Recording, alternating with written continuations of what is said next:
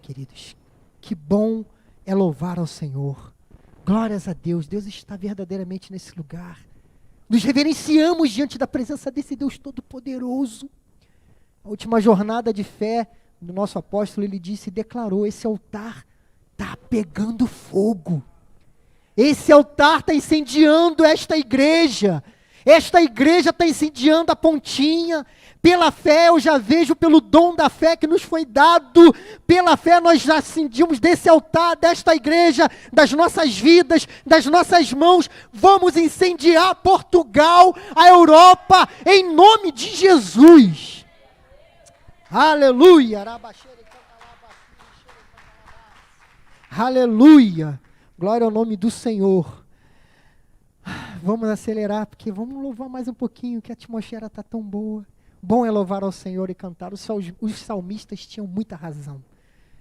Em tempos difíceis cantavam.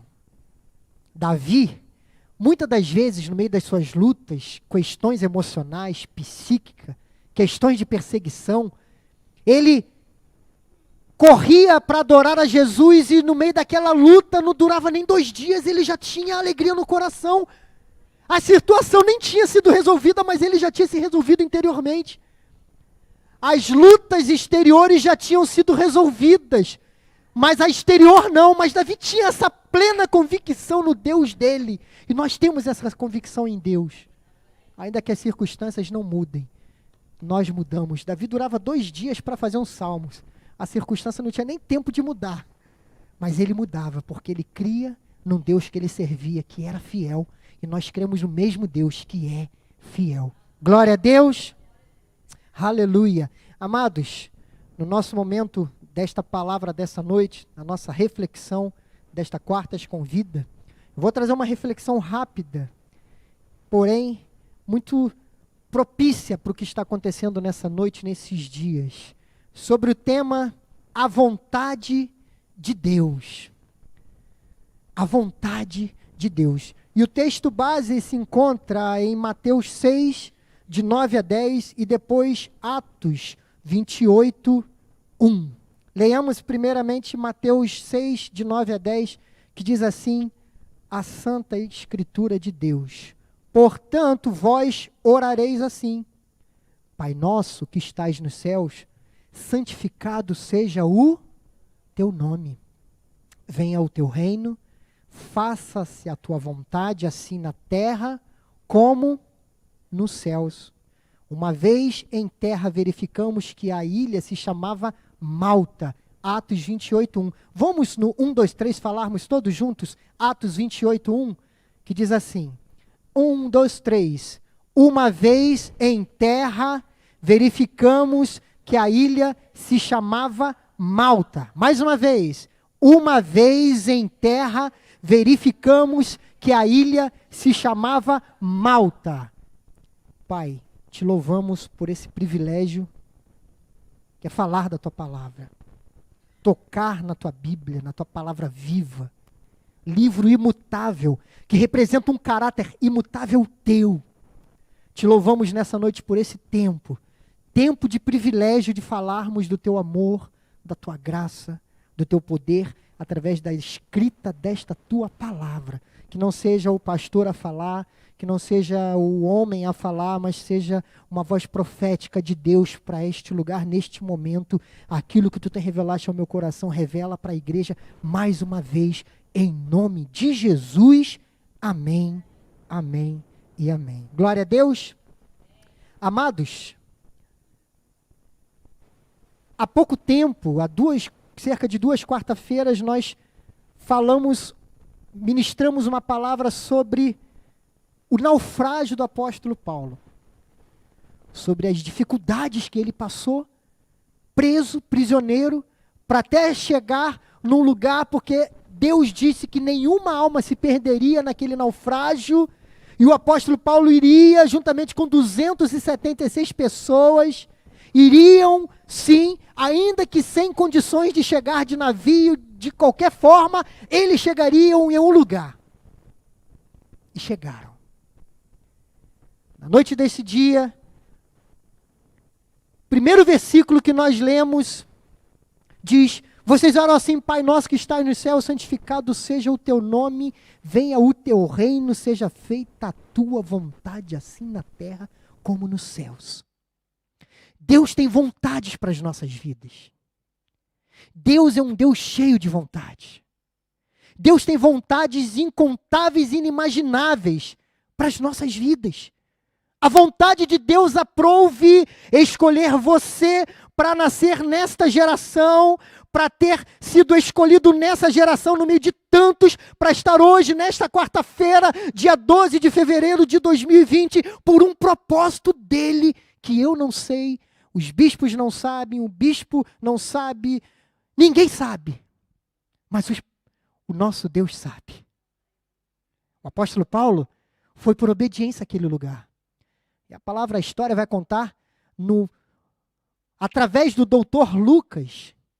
No capítulo 28, o doutor Lucas mais uma vez narra algo sobre esse naufrágio, que eles chegaram no lugar, eles nem sabiam o nome do lugar, e chegando lá, descobriram que a ilha se chamava Malta.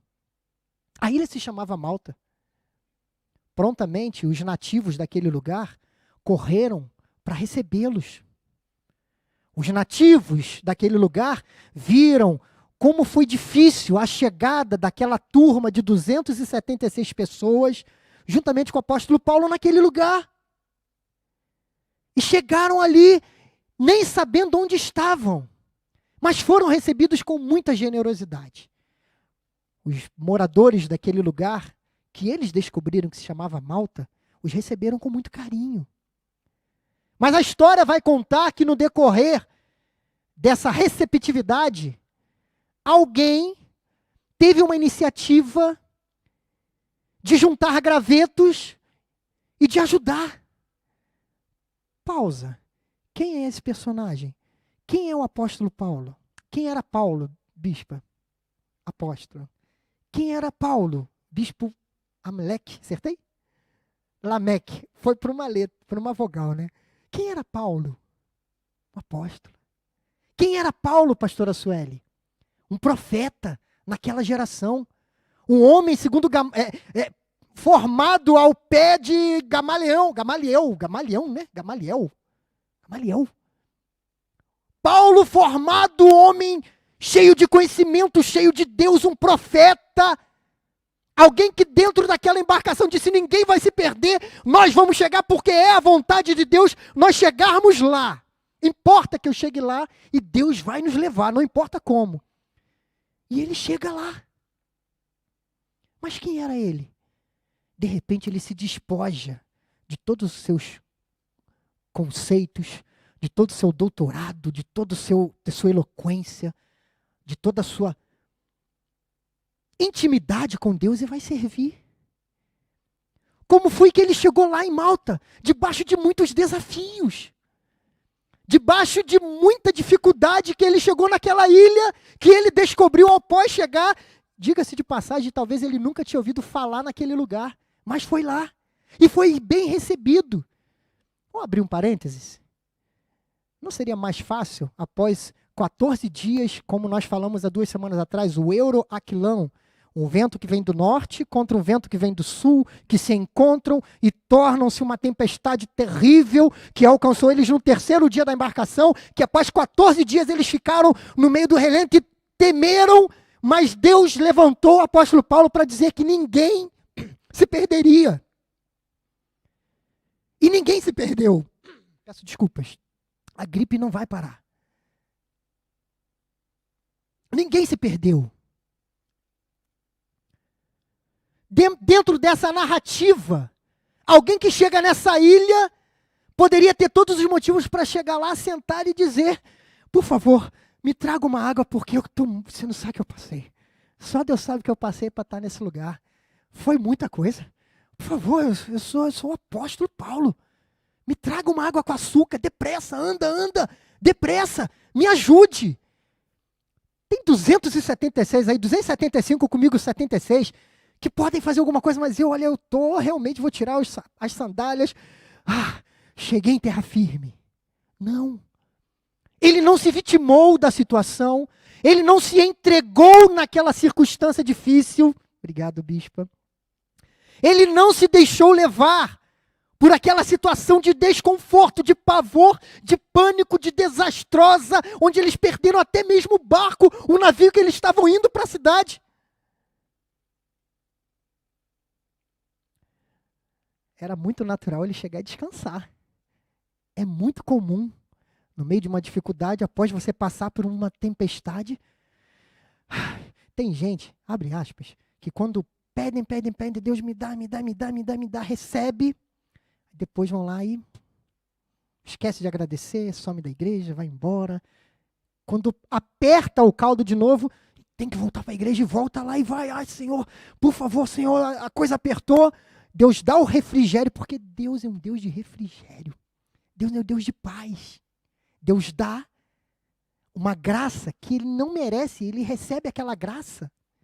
E a pessoa se acomoda numa zona de conforto e começa, pronto, agora já sou vencedor, mais que vencedor, não preciso mais ir à igreja não, tal, já consegui meu carro, já consegui o que eu queria. É muito comum após uma tempestade da vida, nós seres humanos, nós nos encontrarmos nessa situação e nós nos confortarmos com ela e sairmos e ficarmos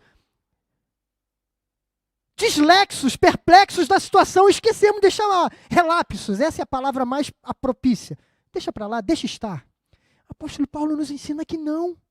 Ele diz assim, olha, depois de quase um naufrágio, 276 pessoas em perigo, Deus, até os cabelos das pessoas que estavam naquela embarcação não se perdeu.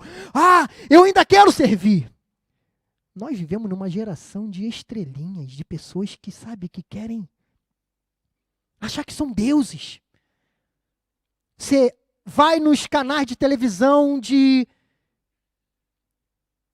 igrejas, de placas de igrejas, e as pessoas estão muito preocupadas com outras coisas e não pregam o evangelho genuíno da graça de Deus, da revelação da graça. Não pregam Jesus, não pregam reino, não pregam mudança de vida, transformação de pensamento e de mente, de alma. As pessoas estão preocupadas com outros interesses. E nós aprendemos nesse texto, ao chegar num lugar que ele nem conhecia, o apóstolo Paulo foi servir. Repita assim comigo, o apóstolo Paulo, com mais fé, apóstolo Paulo foi servir. Guarde isso no seu pensamento. Quando ele estava servindo, no meio daquelas gravetos, eu não sei como fala aqui em Portugal, pode ser gravetos? Acertei? Vai que calhar, né? A gente tem que tomar um certo cuidado, né? Vai que... né, Fagner? Se calhar. Mas aí vai, pega aqueles gravetos e de repente uma víbora agarra e segura, prende a mão dele. Pare aí. O que ele estava fazendo? Servindo. Uma víbora tentou impedir o serviço do apóstolo Paulo. Guarde isso no teu coração. Toda vez que você se levanta para servir, víboras vão tentar te parar. Com palavras, com mentiras, com calúnias, com defamação, com mentiras e por mentiras e mentiras. O apóstolo Paulo, a palavra através do doutor Lucas, que estava nesse momento, que era um doutor e narrou, um médico, narrou maravilhosamente essa situação. Parece que ele começa a sacudir no fogo, porque ela viu no meio do fogo, ela tentou sair, ela prendeu na mão dele, e ele foi e botou, e os nativos daquela ilha ficaram, o que é isso? O que está acontecendo? Momentos depois, o apóstolo Paulo usa aquelas mesmas mãos para serem usadas para curar pessoas. Toda vez que a gente se levanta para servir, toda vez que a gente se levanta com o coração sincero para servir na obra de Deus, vai surgir víboras para parar. Isso é profético. Foi na mão dele, na mão do serviço. Pá! Segurou a mão dele. Agora, abre aspas. Se ele tivesse usado o título, o anel no dedo, doutorado, se ele tivesse usado a postura dele, eu sou alguém que tem que ser cuidado com a minha imagem, né? Tem que tomar cuidado com a minha imagem, não posso me misturar a certas pessoas. Sabe, posso fazer posso louvar? Eu conversando com o apóstolo Miguel Ângelo essa semana por mensagem no WhatsApp, ele até falou, olha, raramente a gente recebe reconhecimento de homens. O reconhecimento vem de Deus, pastor Van Dijk. Eu vi essa palavra dele, mas nós temos que reconhecer que este homem é um homem íntegro, é uma pessoa acessível. Existem líderes que não te passam nem o número de telefone pessoal. A hora que você ligar para o apóstolo, ou para a bispa Rosana, ou para qualquer bispo da igreja Cristo Vive, para o meu telefone, está aqui, só não vou atender agora porque é falta de respeito com todos que estão aqui e com os 123 países espalhados, mas se eu ver, eu vou atender no final do culto. Se quiser, eu passo o meu número de telefone também. Porque nós somos acessíveis, porque nós somos servos. Mas tem ministérios que não vale nem a pena dizer bandeiras, mas são tantos que a pessoa se acha um Deus, sabe? A pessoa não quer ter contato com vida, não quer ter relacionamento, não quer servir, não quer passar o telefone, não passa não. Não vai no meu escritório não, porque olha, eu estou muito ocupado, não dá para te atender. Não é assim. O apóstolo Paulo nos passa com tanta clareza que ele está servindo no reino. Se ele tivesse se acomodado e sentado, depois de uma tempestade de 14 dias, do Euraquilão, vento do norte, vento do sul, todo mundo, vamos morrer, todo mundo vai morrer, vamos padecer. Se ele tivesse se acomodado, que era natural, o certo a ser feito.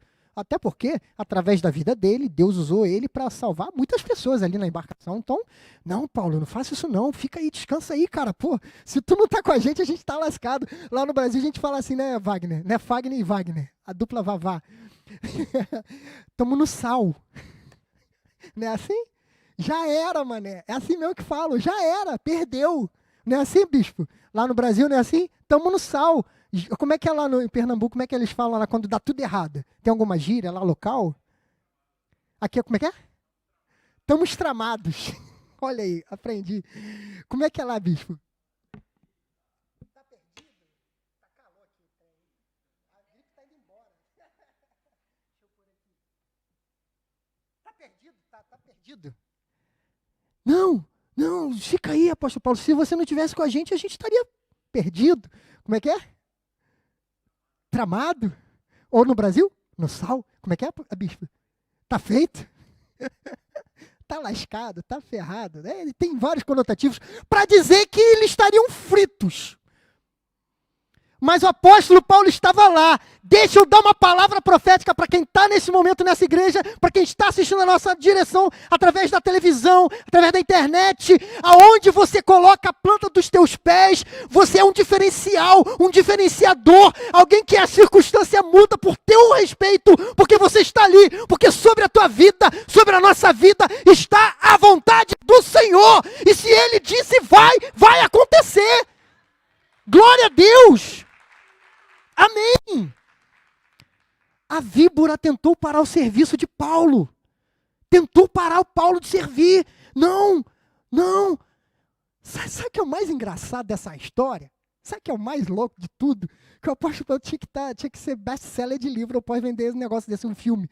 Como é que é? Não vou dar o spoiler, né? Que fala quando é o final de um filme, que você fala o final de um filme para alguém que ainda não viu. É spoiler, né? É spoiler? Acho que é isso. É spoiler que fala? Acho que é quando você conta o final do filme. Pronto.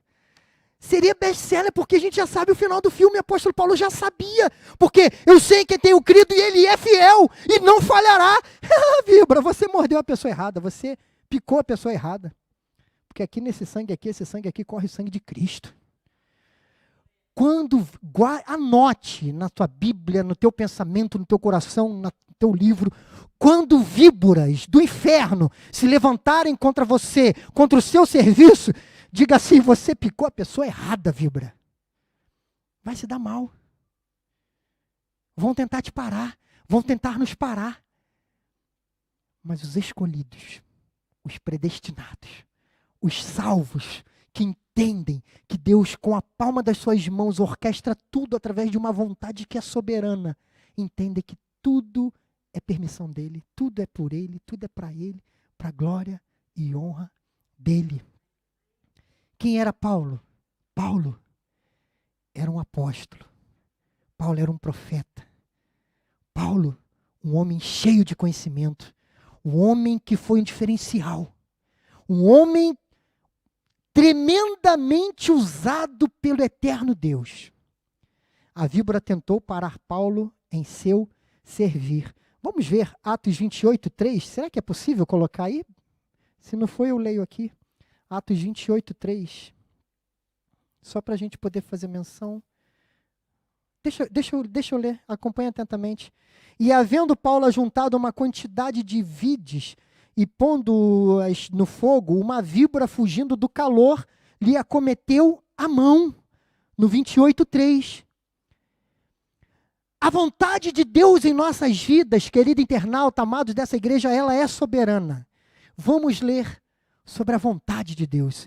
1 João 2,17 diz assim: ora, o mundo passa, bem como a sua concupiscência. Aquele, porém, que faz a vontade própria, a vontade de alguém, aquele que faz a vontade de Deus permanece, preste atenção, permanece. O apóstolo Paulo tinha todos os artifícios, malefícios, para ele não permanecer para sempre naquela situação. A víbora veio para lhe atacar, para lhe parar no serviço, mas aqueles que servem na vontade de Deus não podem ser calados, não podem ser parados. Amém? Efésios 1, 9 e 10 diz assim, leiamos. Desvendando-nos o ministério da sua vontade, segundo o seu beneplácito que propusera em Cristo. Continua. De fazer convergir nele na dispensação da plenitude dos tempos todas as coisas, tanto as do céu como as da terra. Salmos 37, 34 diz uma grande verdade. Espera no Senhor, segue o seu caminho e Ele te exaltará. Pare aí. Quantos creem que Deus vai nos exaltar nesse tempo? Nós, na passagem de ano, nós mudamos um tempo para ano de gloriosas conquistas. Década de vitória. É profético isso. Eu me agarrei a esta palavra. Na parte B do versículo diz assim: e ele te exaltará para possuíres a terra. Presenciarás isto quando os ímpios forem exterminados. Amados, onde nós colocamos a planta dos nossos pés, estamos debaixo da vontade do Senhor, em qualquer lugar que você esteja. Aqueles que se levantam contra a sua vida, aquelas víboras que tentam parar o teu serviço, a qual Deus te designou, te predestinou para fazer, vão ser estipados, vão ser detonados, vão ser aniquilados. E você será exaltado, mas não é por você, é pela vontade de Deus na sua vida. Amém? Porque nós não temos parte nenhuma com a vontade de Deus, é só obedecer. Nem na nossa salvação a gente tem parte, nós não temos mérito nenhum. Tudo é dom de Deus. Nós não temos nenhuma ponta de chance de ter algum tipo de mérito na nossa salvação, na vontade de Deus. Tudo é permissão dele, tudo é a vontade de Deus. Deus é Deus, um Deus soberano. Deus é soberano. Ele exaltará dando-lhe a terra por herança quando os ímpios forem eliminados. E ainda diz assim, você verá. Outra versão diz assim, você verá. É uma promessa, você vai ver. Em outras palavras, se você fizer a vontade de Deus, você vai ver. Você vai vencer. 1 João 5, 14 e 15, vamos acelerar para a gente poder louvar a Jesus. Esta é a confiança que temos para com Ele. Que se pedirmos alguma coisa segundo a sua vontade, Ele nos, segundo a vontade de Deus. Queridos, uma das maiores lições dessa nossa reflexão dessa noite, o apóstolo Paulo se desfez de toda a estrutura humana que ele tinha e foi servir. E quando ele foi na segunda parte, quando ele foi servir, tentaram parar ele. Uma víbora tentou parar ele. Não pare. Não pare. E terceiro, que é o mais sublime de todos, esteja debaixo da vontade de Deus em todo o tempo da sua vida. Tudo que você fizer, nós lemos no início, Vocês orem assim: Pai nosso que estás no céu, santificado seja o teu nome, venha o teu reino, seja feita a tua vontade, assim na terra, como? Como? Deus reina. A vontade é soberana dele. Glória a Deus. Posso ouvir um aleluia? Um aleluia dos que entendem que estão debaixo de uma vontade soberana de Deus. Eu posso ver um amém bem alto. Amém. Glórias a Deus. Essa é a perfeita vontade de Deus para as nossas vidas. Eu encerro essa reflexão nessa noite com essas palavras simples. Que, havendo escapado, então souberam que a ilha se chamava Malta.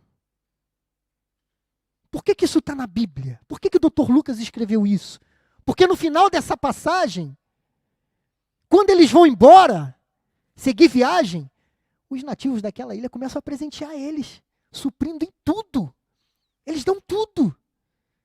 E mais um pouco. Pare para pensar um pouquinho. Se eles não tivessem se comportado bem, você acha que as pessoas, os anfitriãos, iriam presenteá-los? Não.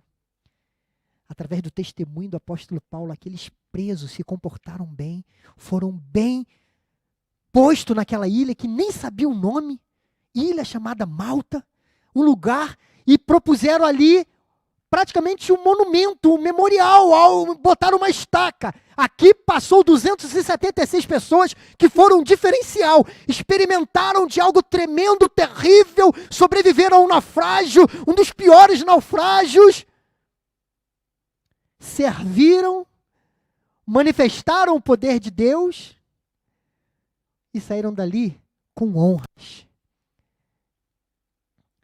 Descobriram que a ilha era Malta.